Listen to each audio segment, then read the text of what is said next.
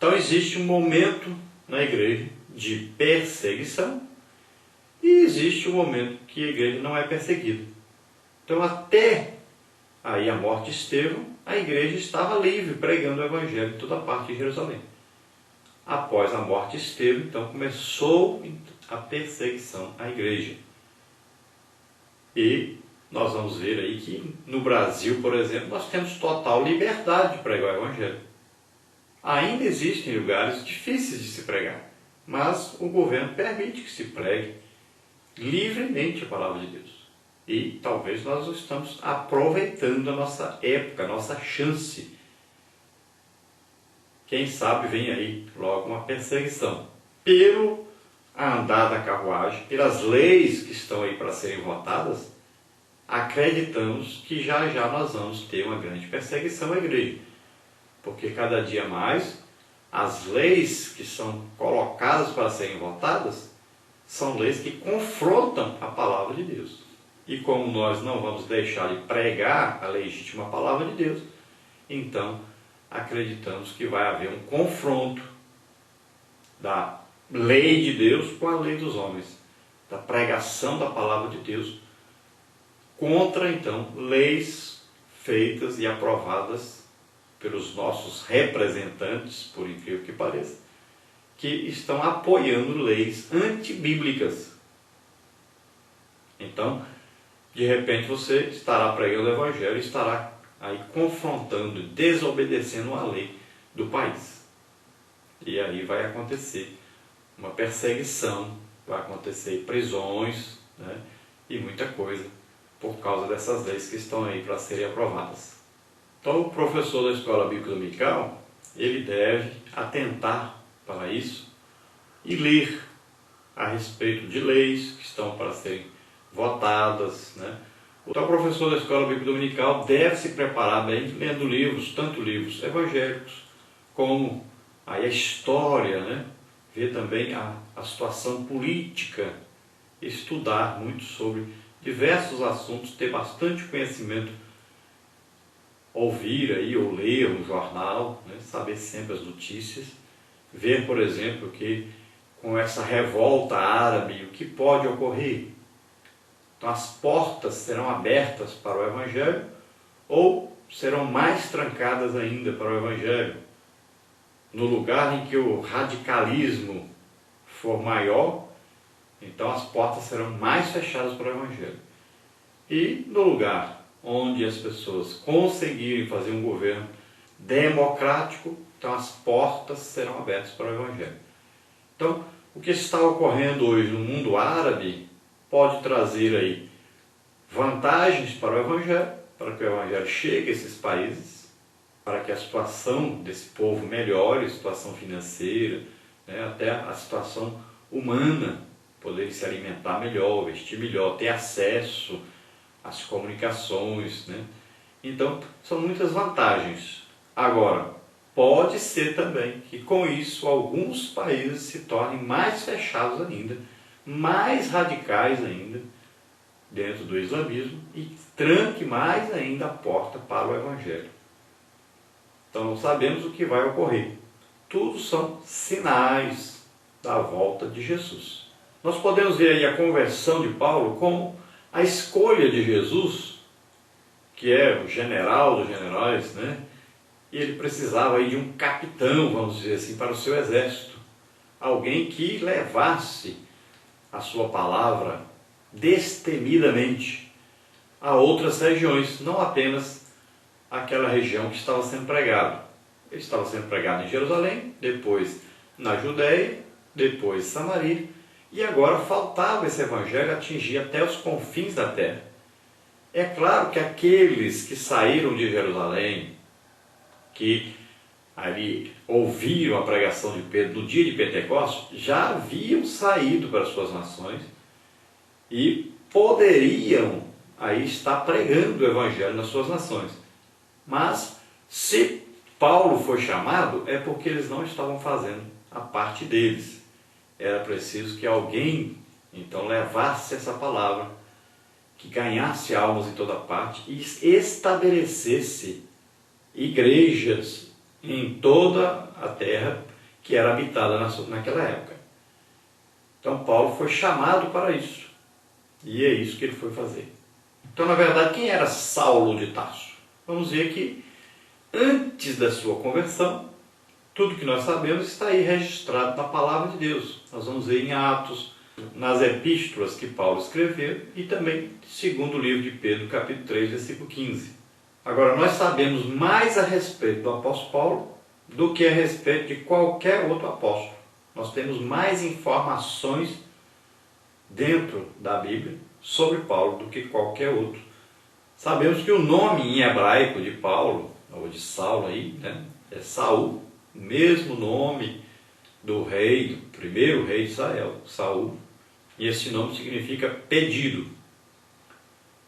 O seu nome romano é Paulus, que significa pequeno. Então, ele nasceu na cidade de Tarso, um grande centro cultural da Cilícia, mas foi criado em Jerusalém, aos pés de Gamaliel, um mestre da lei, como nós vemos em Atos 22, 3 e 26, 4. Paulo herdou então de seu pai o título de cidadão romano. Nós podemos depreender também daí, da palavra de Deus, que ele era membro do Sinédrio, ou que pelo menos trabalhava para o Sinédrio, provavelmente aí como fazendo parte da polícia do Sinédrio. Sobre a idade de Paulo, provavelmente ele tinha aí aproximadamente 30 anos quando iniciou então a sua carreira no exército de Cristo. E podemos também entender que ele era um homem de aparência frágil. Nós podemos ver em 2 Coríntios 10, 10 que diz: porque as suas cartas dizem que são graves e fortes, mas a presença do corpo é fraca e a palavra desprezível. Então, desse versículo nós podemos aí aprender que Paulo não tinha assim um tamanho avantajado, né? Não era fortão, não tinha assim, uma aparência que impusesse medo às pessoas. E até existe aí um livro apócrifo chamado Atos de Paulo, e lá se registra que Paulo era de estatura pequena, era calvo, tinha as pernas assim meia torta, fala-se do nariz um pouco avantajado devido a ser descendente de judeu, mas diz que era um homem cheio de graça e que as pessoas, quando olhavam para Paulo, sentiam que realmente era um homem de Deus. Bom, isso na Bíblia não tem, né? Mas podemos então, através desse versículo aí, de 2 Coríntios 10, 10, ver que ele era de aparência frágil, não era então um homem grande e nem que impunha respeito devido ao seu porte físico, mas tinha um grande conhecimento de Deus e as pessoas o respeitavam, o admiravam, e as pessoas, quando ouviam Paulo falar, sabiam que realmente era um homem de Deus. Sabemos então que Paulo era um inimigo implacável do cristianismo, que ele iniciou aí uma grande perseguição, que foi líder dessa grande perseguição aí no início da igreja, antes da igreja se expandir pelo mundo inteiro conhecido naquela época. E vamos ver que ele tinha direito então a voto, aí, a votar quando as pessoas eram apedrejadas. Então, se ele tinha direito a voto, é o que ele diz, né? Que tinha direito realmente a voto, que votava contra, para que as pessoas não fossem libertas, que fossem apedrejadas, fossem mortas, como no caso de Estevão. Ele votou apoiando que Estevão fosse apedrejado e até segurou as roupas daqueles que apedrejavam Estevão. Então, se ele tinha direito a voto, ele provavelmente era um membro do Sinédrio.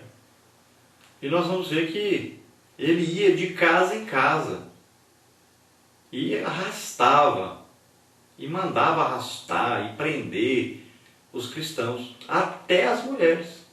Não só homens, mas mulheres também eram presas.